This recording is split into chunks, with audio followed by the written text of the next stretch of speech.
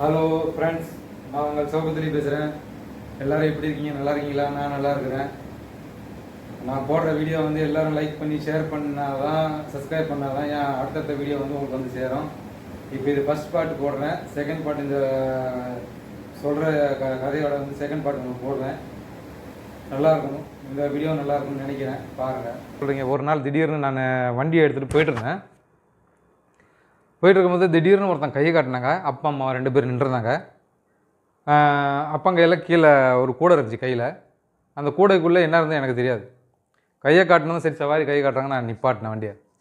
நிப்பாட்டிட்டு கிட்ட போய் இப்போ கேட்டேன், எங்கே போகணும் அப்படின்னு கேட்டேன். அவங்க சொன்னாங்க, ஏதோ கோரேகாவில் தான் ஹாஸ்பிட்டல் போகணும் அப்படின்னாங்க. சீக்கிரம் அர்ஜென்ட், வெரி அர்ஜென்ட், ரொம்ப சீரியஸான இது அப்படின்னு சொல்லிட்டு சொன்னாங்க. சரி சரி உட்காருங்க. நான் உட்கார வச்சேன். உட்காந்த பின்னாடி பார்த்தா அந்த சுடுகேசில் அந்த அந்த கூடை உள்ள வச்சுருந்த இதில் பேசிகிட்டு இருக்கான். அது அந்த கூடையில் என்ன இருந்துச்சதில்ல, அதில் பேசிகிட்டு இருக்கிறான்.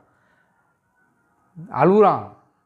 ஏன் இவ்வளோ டென்ஷன் ஆகிறான்? அழுகுறானே, என்னாச்சு? ஜல்தி பாயின்றான். ஜல்தி சொல்லு அப்படின்றான். என்ன இவ்வளோ சீரியஸாக பேசுகிறான்? அப்படி லேசாக திரும்பி பார்த்தா கூடைக்குள்ளே பூனை இருக்குது. பூனை இல்லை, சாரி, நாய் இருந்துச்சு. அந்த நாய்க்கு அப்படி Raju don't worry, I am going to hospital அப்படின்னு சொல்கிறான். நீ அழுவாத, பயப்படாத, நான் உன்னை ஹாஸ்பிட்டல் கொண்டு போகிறேன், என் செல்லம், என் தங்கம் அப்படின்னு அதை கொஞ்சறான். அவ்வளோ சீரியஸாக. அரே பாய் ஜல்தி சொல்லு. அட போயிட்டு தான்டா இருக்கிறேன். டிராஃபிக் கிளியராக இருந்தால் தான் நம்ம வேகமாக போக முடியும். டிராஃபிக்கில் இப்போ ஓரளவுக்கு நார்மலாக தான் போக முடியும். ஜல்தி சொல்லு. அப்போ தான் நான் சிரிப்பு வந்துச்சு.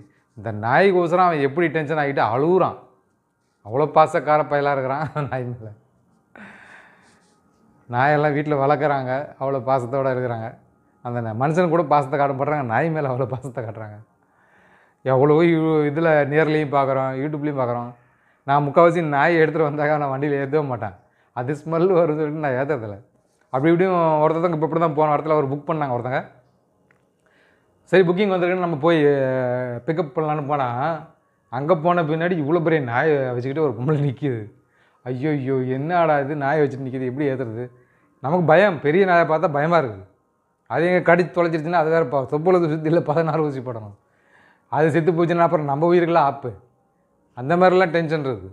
வண்டி ஓட்டணும்னு லேசுப்பட்ட இப்போ இது இல்லை, நிறைய ரிஸ்கெல்லாம் எடுத்துக்கிட்டு தான் நாங்கள் ஓட்டுறோம். அதனால் நாயை உட்கார வச்சு திரும்பி பார்த்துட்ருக்குறேன், எங்கே அது கடிச்சிரு கபுயிருமோன்னு சதையை. அந்த மாதிரி பார்த்து பயந்து வண்டி ஓட்டிகிட்டே போனேன். ஏன்னா திடீர்னு கடிச்சிருச்சுன்னா என்ன செய்ய முடியும்? ஒன்றும் செய்ய முடியாது. நாயினாவே அப்படி பயமாக இருக்குது. நான் அதுக்கு தான் நாய் ஏற்றுறதே கிடையாது. என்னத்துக்கு ரிஸ்க்கு நம்ம எடுக்கணும்னு சொல்லி அங்கே போனபடி நான் வேணான்னு சொல்ல முடியும். நம்ம அப்படி டேரெக்டாக வந்தால் நம்ம வந்து நான் வேணான்னு சொல்லிடலாம். நான் அந்த மாதிரி நிறைய தடவை வேணான்னு சொல்லியிருக்கிறேன். அது புக்கிங்கில், ஊபர் புக்கிங்கில் தான் வந்து எத்தனை தான் கேன்சல் பண்ண முடியும்? கேன்சல் பண்ணால் நமக்கு காசு விட்டுவான். அப்புறம் என்ன செஞ்சு தொலைடுதுன்னு சொல்லிட்டு உட்கார வச்சு கொண்டு போய் விட்டேன். அந்த மாதிரிலாம் நிறையா இருக்குது. எல்லோரும் லைக் பண்ணுங்கள், ஷேர் பண்ணுங்கள், எனக்கு ஆதரவு கொடுங்க. உங்கள் ஆதரவில் தான் நான் அடுத்தடுத்த வீடியோ போட முடியும். ஓகே, தேங்க்யூ, பாய்.